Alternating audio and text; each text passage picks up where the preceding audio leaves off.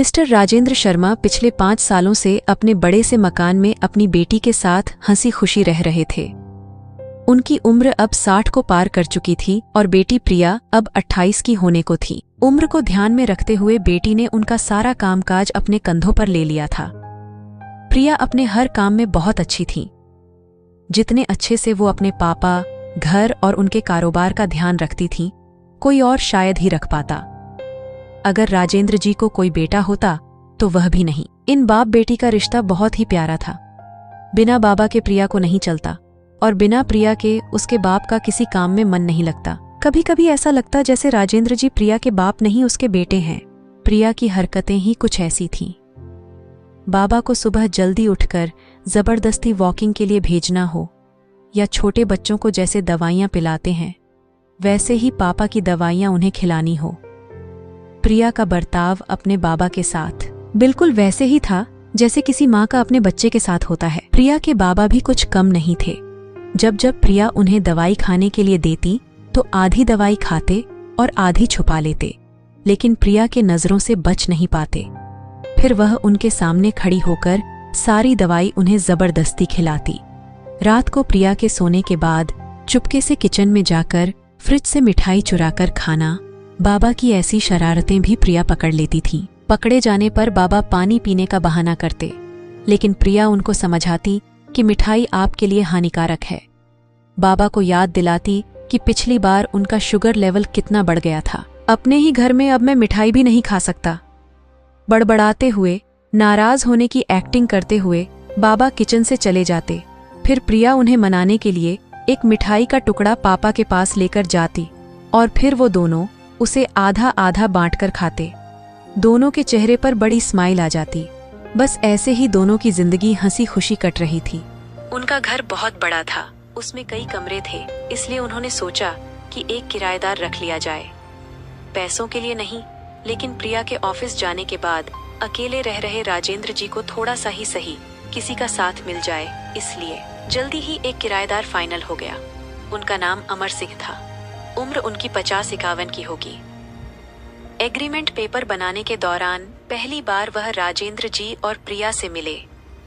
उन्हें दोनों से मिलकर काफी अच्छा लगा और अब अमर सिंह अपनी बीवी के साथ राजेंद्र जी के घर पर किराएदार के तौर पर रहने लगे। थोड़े दिन बीते थे, लेकिन अमर सिंह राजेंद्र जी से अच्छी तरह घुल मिल गए थे। वह दोनों सुबह सुबह अब साथ में ही वॉकिंग के लिए जाया करते थे। कभी वह अमर सिंह के साथ तो कभी अमर सिंह और उनकी बीवी प्रिया और राजेंद्र जी के साथ डिनर किया करते। एक सुबह जॉगिंग के दौरान अमर सिंह ने कहा कि आप और प्रिया अकेले ही रहते हैं, आपको तो काफी कुछ मैनेज करना पड़ता होगा। आप कैसे सब इतने अच्छे से संभाल लेते हैं? हाजी, मैनेज क्या करना है? मेरी होशियार बेटी के लिए यह कुछ भी नहीं है। प्रिया सब इतने अच्छे से संभाल लेती है कि मुझे किसी बात की कोई चिंता ही नहीं है। राजेंद्र जी ने मुस्कुराते हुए कहा, हाँ वह तो ठीक है, लेकिन जब प्रिया ससुराल चली जाएगी तब आपके लिए यह सब मैनेज करना बड़ा मुश्किल हो जाएगा। आपका कोई बेटा भी तो नहीं है और आप अकेले ही इतने बड़े घर में रहते हैं। अमर सिंह ने अपना विचार बताते हुए कहा। राजेंद्र जी के चेहरे के हाव भाव बदल गए। वह अमर सिंह से कुछ कहना चाहते थे, लेकिन नहीं कहा और बात बदलने के लिए उनसे पूछा, खैर वो सब जाने दीजिए, आपके कितने बच्चे हैं? अमर सिंह ने छाती चौड़ी करते हुए कहा, मेरे 2 बच्चे हैं, दोनों ही लड़के हैं और दोनों ही अमेरिका रहते हैं। राजेंद्र जी को लगा जैसे अमर सिंह उन्हें ताना मार रहे हों, लेकिन फिर भी उन्होंने कुछ नहीं कहा और वो जॉगिंग करके अपने घर लौट आए।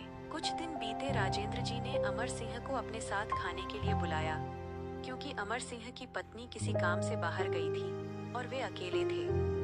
अमर सिंह, राजेंद्र जी और प्रिया डाइनिंग टेबल पर बैठकर खाना खा रहे थे।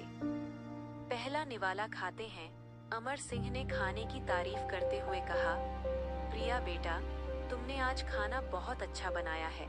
राजेंद्र जी ने गर्व महसूस करते हुए कहा, हाँ मेरी बेटी बहुत अच्छा खाना बनाती है। अमर सिंह जी बोल पड़े, ये तो बड़ी अच्छी बात है, उसके ससुराल वाले बड़े खुश रहेंगे। प्रिया उनसे कुछ कहना चाहती थी, लेकिन राजेंद्र जी ने उसे रोक दिया और बात बदलने के लिए प्रिया से पूछा, कारोबार कैसा चल रहा है? कोई दिक्कत तो नहीं हो रही?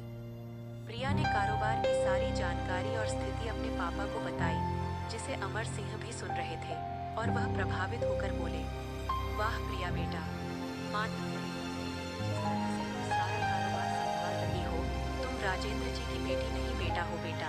अब राजेंद्र जी से ना रहा गया, उन्होंने कहा, पता नहीं क्यों आप सभी लोग बेटी को बेटे के साथ कंपेयर करते हो। ऐसा एक भी काम या एक भी फील्ड बताइए जिसमें बेटियों ने अपना नाम ना बनाया हो। अरे आसमान में प्लेन उड़ाने से लेकर देश के सर्वोच्च पद पर बैठकर देश चलाने तक बेटियों ने हमेशा अपने आप को साबित किया है, लेकिन आप जैसे लोग अभी भी उनकी तुलना बेटों से ही करते रहोगे। होते होंगे बेटे सबके लिए ज्यादा इम्पोर्टेंट, मेरे लिए तो मेरी बेटी ही सबसे बढ़कर है, और मैं यह फक्र से कह सकता हूँ जो मेरी इस बेटी ने मेरे लिए किया है। जितना प्यार मुझे दिया है उतना दुनिया का कोई भी बेटा नहीं दे सकता। चलिए मैं आपसे ही पूछता हूँ, आपके 2 बेटे हैं ना? बताइए वो साल में आपसे कितनी बार मिलने आते हैं? अमर सिंह जी, दुनिया बदल चुकी है, अब आप भी बदल जाइए। बेटी को बेटी ही रहने दीजिए, उसे बेटा बनाने की कोशिश मत कीजिए। दोस्तों, इतनी सुंदर कहानी का एक छोटा सा सारांश आपको बताता चलूं। आप जब भी किसी बेटी का सम्मान करेंगे तो एक बेटी की तरह ही करना, ऐसा कभी मत कहना कि तुम बेटी नहीं बेटा हो। अगर आपको हमारी कहानी अच्छी लगी हो तो एक लाइक जरूर करें और चैनल को भी सब्सक्राइब करें। धन्यवाद।